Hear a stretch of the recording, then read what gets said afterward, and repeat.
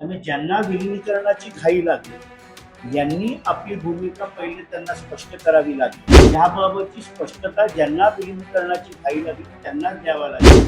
आम्ही आजही आमचं दैवत आमच्यामध्ये नाही या दुःखातून बाहेर आलो. अजितदादांच्या जाण्याने झाले कोकणी कधीच भरू शकणार नाही. महाराष्ट्राचं झालेलं हे नुकसान कधीच भरून निघणार.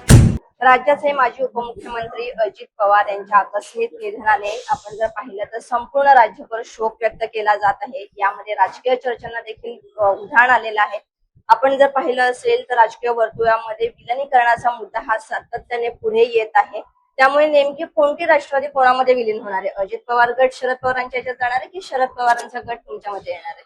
असं आहे की राष्ट्रवादी काँग्रेस पार्टीचे महाराष्ट्रातील तमाम माझ्यासारखे कार्यकर्ते असतील, पदाधिकारी असतील, लोकप्रतिनिधी असतील, अजूनही आमचं दैवत आमच्यामध्ये नाही या दुःखातून सावरलोच नाही. आणि त्यामुळे विलिनीकरणाच्या चर्चा होत असतील तर त्या कोणी सुरू केल्या म्हणजे अग्निसंस्कार व्हायच्या आधी विलिनीकरणाच्या चर्चा सुरू झाल्या होत्या. आमची भूमिका माननीय अजितदादा पवार साहेबांच्या नेतृत्वाखाली 2 जुलै 2023 स्पष्ट झाली होती की आम्ही केंद्रातील लोकप्रिय पंतप्रधान नरेंद्र मोदी साहेबांच्या नेतृत्वाखाली एनडीए मध्ये सरकारमध्ये सामील झालो आणि महाराष्ट्रामध्ये महायुतीच्या सरकारमध्ये आम्ही सामील झालो. आणि ज्यांना विलिनीकरणाची घाई लागली यांनी आपली भूमिका पहिले त्यांना स्पष्ट करावी लागेल की केंद्रामध्ये एनडीएच्या सरकारमध्ये आमच्या बरोबर ते येणार का, महाराष्ट्रामध्ये महायुतीच्या सरकारमध्ये ते येणार का, त्यामुळे कोणाचा पक्ष कोणामध्ये विलीन होणार तर कुठल्या इंडिया आघाडी सोडून एनडीए आणि महाविकास आघाडी सोडून महायुती याबाबतची स्पष्टता ज्यांना विलिनीकरणाची घाई लागली त्यांनाच द्यावा लागेल. आम्ही आजही आमचं दैवत आमच्यामध्ये नाही या दुःखातूनच बाहेर आलो. आता जर पाहायला गेलं तर अजित पवार म्हणजे अजितदादा जे होते ते जिल्हा परिषद निवडणुकीच्या प्रचारासाठीच बारामती येथे जातात आणि तेव्हाच आकस्मिक त्यांचं विमान अपघातामध्ये निधन झालं. त्यामुळे जर आपण पाहिलं तर अजितदादा हे एक असं नेतृत्व होतं की जे अगदी गल्लीपासून तर दिल्लीपर्यंत त्यांचं नाव होतं, त्यांच्या नेतृत्वावर लोकांचा विश्वास होता. त्यामुळे या जिल्हा परिषद निवडणुकांमध्ये त्याचा फटका कुठे पडेल का? असं आहे की अजितदादांच्या जाण्याने झालेली पोकळी ही कधीच भरू शकणार नाही. महाराष्ट्राचं झालेलं हे नुकसान कधीच भरून निघणार नाही. कार्यकर्ते पदाधिकारी जे निवडणुकीला उभे होते त्यांनी केवळ डोर टू डोर किंवा फार कमी प्रचार केला.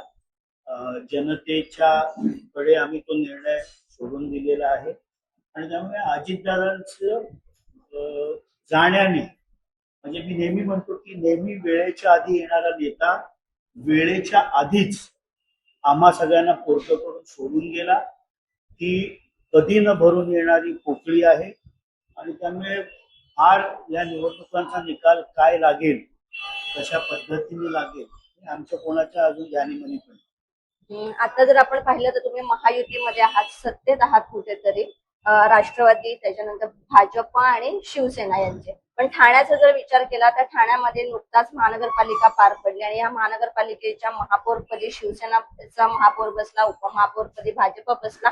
तर राष्ट्रवादीला कुठे इथे तितकं महत्व दिलं गेलं नाही असं म्हणता येईल. तर त्यामुळे तुम्ही काय करणार, मित्रपक्ष म्हणून त्यांना सोबत राहणार त्यांच्या की एक त्यांच्या कामावर लक्ष देखील ठेवणार? असं आहे की आम्ही ठाणे महानगरपालिकेची निवडणूक स्वतंत्रपणे लढलो. ठाण्यामध्ये शिवसेना भारतीय जनता पार्टीची युती होती, आम्ही स्वतंत्रपणे लढलो. ठाण्याच्या जनतेने जो जनादेश आम्हाला दिलेला आहे तो आम्ही मान्य केलेला आहे. त्यामुळे महानगरपालिकेमध्ये एक जबाबदार विरोधी पक्ष म्हणून आम्ही काम करू.